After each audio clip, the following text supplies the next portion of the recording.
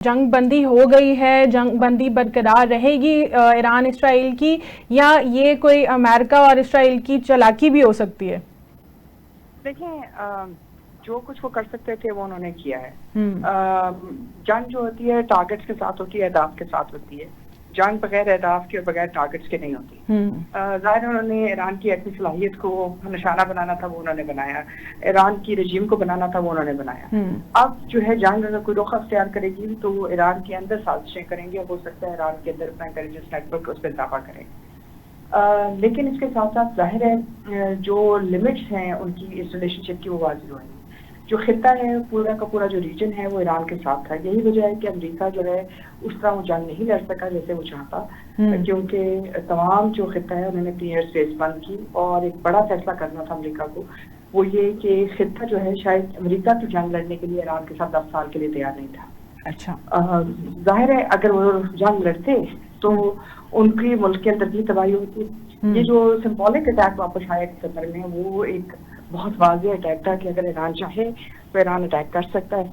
अब इसी तरह ये जो बाकी 7 जगह हैं जहाँ अमेरिका की बेसिस हैं, अगर आप उनको देखें और अगर वहाँ अटैक होता तो ज़ाहिर मशरिक़ वस्ता की सारी जो इकॉनमी है वो बह जाती। जैसे यूएई, जैसे कतर, जैसे कुवैत, और जो उससे भी बढ़कर जो सबसे बड़ा जो एक तरह से आप कह सकते हैं जो एग्जिस्टिंग पीस है अमेरिका और ईरान के दरमियान, वो इराक के अंदर है। और इराक के अंदर अगर आप देखिए वहाँ अमेरिकन सबसे ज्यादा बेसिस हैं, 8 बेसिस हैं। लेकिन उसके साथ साथ जो इराक के अंदर गवर्नमेंट है वो ईरान के गठजोड़ से बनी हुई है। उनका रसूख वहाँ बहुत ज्यादा है। ईरान के पास तमाम जो वहाँ की रिलीजियस साइट्स हैं, मुकद्दस जो जगहें हैं, वो ईरान के पास हैं। इराक की जो ऑयल रिफाइनरीज हैं वो भी ईरान के पास हैं। सो जो अमेरिका ने 10 साल जंग लड़ी इराक के अंदर, वो भी जाती।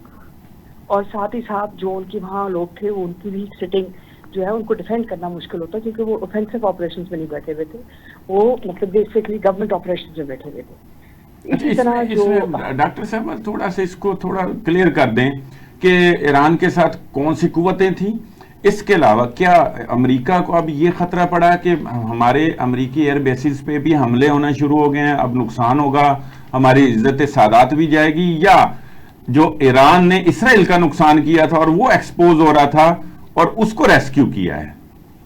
देखिए, मेरे ख्याल से इसमें 2 ताकतें बाहर निकली हैं जो विनर के तौर पे आप कह सकते हैं। एक अमेरिका, एक ईरान। क्योंकि अमेरिका ने बड़ी मतलब होश से जो है उन्होंने ये फैसला किया कि क्या जंग में उनके मकासद हाल होते हैं या मन में। उनका अमेरिका की और इजराइल के दरमियान एक दिफाई इत्तेहाद है। उस दिफाई इत्तेहाद के मुताबिक अगर इजराइल पे हमला होता है तो अमेरिका के ऊपर हमला के मुताबिक समझा जाता है। तो अमेरिका ने के ऊपर बहुत जोर था इजराइल की तरफ से कि इजराइल ने कहा कि अमेरिका को कि वो जो हथियार हैं वो उनको दे दें। अमेरिका ने वो हथियार नहीं दिए, उन्होंने 35 घंटे जहाज उड़ाए और आके हमला किया। उस हमले का क्या नतीजा निकला वो हम देखेंगे जब ईरान की तरफ से रिपोर्ट आती है।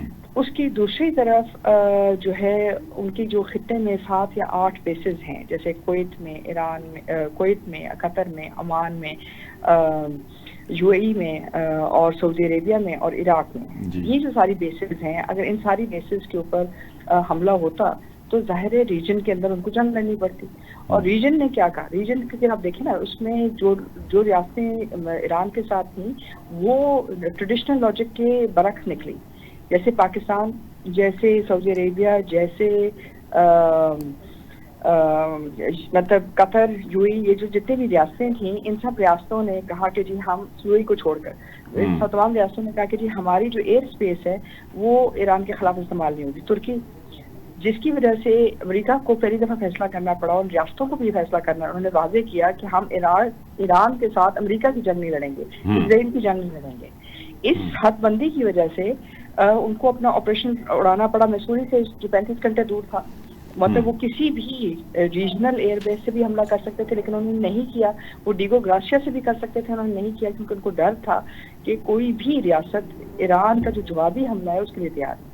और अगर वो करती तो ज़ाहिर इस खित्ते के अंदर जंग होती। और ये भूलना नहीं चाहिए कि ईरान के पास 10 साल का जंग का एक्सपीरियंस है।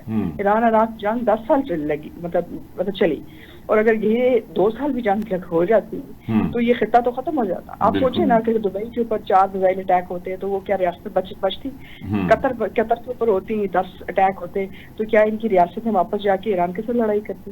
और सिर्फ लड़ाई में ये नहीं है कि आपके पास मिसाइल्स हैं या एयरफोर्स है या कुछ है, वो आपका नेशनल रिजॉल्व है कि आप कितनी हद तक जंग लड़ सकते हैं और कैसे लड़ेंगे। और फिर ईरान के पास गैर रवायती अनासर भी हैं। तो इस लिहाज से ये एक इम्प्लीमेशन थी। ईरान को जो झटका लगा है वो ये कि ईरान के जो रवायती दोस्त थे वो उनके सबसे बड़े खाइन निकले, जैसे हिंदुस्तान जो उनको ननचाह बहा दी, जो बाकी कुछ दिया वक्त, अब उनको पता चला कि तरह की वो इजराइल के साथ ही है। ये तो एक्सपोज हो गया ना, चलो ये अच्छा हो गया। इस खत्ते में कम से कम हमारी जो इम्पोर्टेंस है वो ईरान को पता चली कि पाकिस्तान के साथ अगर सीधा चलेंगे तो जंग में हम ही उनके साथ खड़े। हमने अपने बॉर्डर्स बंद नहीं किया, हमने ईरानी जो हज के मतलब मुसाफिर थे उनको रखा, हमने बॉर्डर्स ओपन किया, हमने कहा जी जो आपको जो भी मदद चाहिए पाकिस्तान उसके लिए तैयार है। आपने सफारती से मदद की। और फिर इसके बाद इस वक्त जो सऊदी अरबिया के अंदर 17 तारीख को जो कॉन्फ्रेंस होने जा रही है उसके तहत 2 स्टेट सोल्यूशन पे बात की जा रही है, यानी कि एक फलस्तीनी रियासत और एक इजरायली रियासत। और अगर कल आप जनरल असेंबली के मुताबिक एक ये रेजोल्यूशन पास कर लेते हैं कि 2 मतलब फलस्तीनी रियासत कायम होगी तो नेट लूजर कौन हुआ? नेट लूजर तो इजराइल हुआ, जो आपने इतना गजा के साथ हुआ। और आप फिर हक कह रहे हैं कि प्रेसिडेंट ट्रंप ने भी, मेरे ख्याल से उनको जितना क्रेडिट दे सकते हैं वो कम है, इस लिहाज से कि अगर वो फैसला कर लेते जैसे पहले अमेरिकी सदर करते रहे हैं कि अगर कोई अटैक होगा तो वो जंग करेंगे। देखें 9/11 में एक बिल्डिंग गिरी दहशतगर्दी की वजह से, उन्होंने 48 ममालिक के साथ मिलकर 10 साल जंग करते रहे वो अफगानिस्तान में। ये हक अमेरिकी भी कर सकते थे और 10 साल जो है मशरक़ वस्ता में जंग लड़ते रहते। उन्होंने इसके फैसले के बरक्स कहा कि जी मैं सीज फायर को तरजीह देता हूँ, मैं अमन को तरजीह देता हूँ और मैं चाहता हूँ कि इजराइल भी जो सीज फायर है उसको पे कायम रहे, ईरान भी कायम रहे और मैं भी कायम रहूंगा। और ना खुश भी हैं। देखिए मतलब डेविल का ड्यू, मतलब give the devil due share. उनके पास ताकत थी, चाहते तो लड़ सकते थे, असर रसूख इस्तेमाल करते तो कर सकते थे, लेकिन उन्होंने अमन को चांस दिया। और ये एक बेहतर बात है। इसमें जो नेट लूजर है वो इजराइल है, क्योंकि जाहिर है इजराइल ने जो जंग के अहदाफ हासिल करने थे, जो गाजा पे हासिल करना था, वो सब कुछ उन्होंने लुटवा दिया। रीजन जो है दूसरी तरफ शिफ्ट कर गया।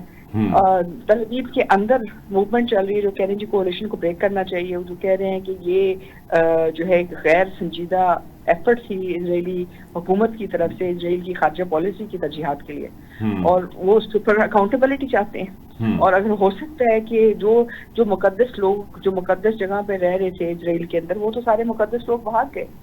वो भाग गया ना, वो तो कोई किसी मतलब शिप से भागा, कोई किसी शिप से भागा, इसी तरह से कोई शाम चला गया। इसका मतलब ये है कि आपके पास तो कोई गवर्नमेंट सपोर्ट ही नहीं है। जो रजीम चेंज आप ईरान में चाहते हो सकता है वो रजीम चेंज इजराइल में और अगर हो जाती है तो अमेरिका फिर भी विनर है, क्योंकि हम सब जानते हैं कि ज़ायनिस्ट लॉबी ने अमेरिकन सदर को हमेशा से जकड़ा हुआ है। और अगर वो उनको वापस अपनी जगह पे ले आते हैं कि 8 दिनों की जंग, ये सारे मतलब 8 दिनों की जंग तो ईरान के साथ है ना, उससे पहले जितना भी वॉर मोमेंटम था, जो बरतानिया उनको हथियार देता रहा, सारा कुछ वो सारा कुछ आपने मिट्टी में गवा दिया कि आपको उन्हीं अहदाफ के लिए अमेरिका की मदद मांगनी पड़ी। लेकिन 8 दिन के बाद आप कह रहे हैं कि जी हमने मिसाइल नहीं, उस जिस जगह पे आपने टारगेट किया यानी कि न्यूक्लियर फैसिलिटी पे, उसी के लिए कहा कि आप भी करें। इसका मतलब है कि आपके हथियार पहुंचे ही नहीं।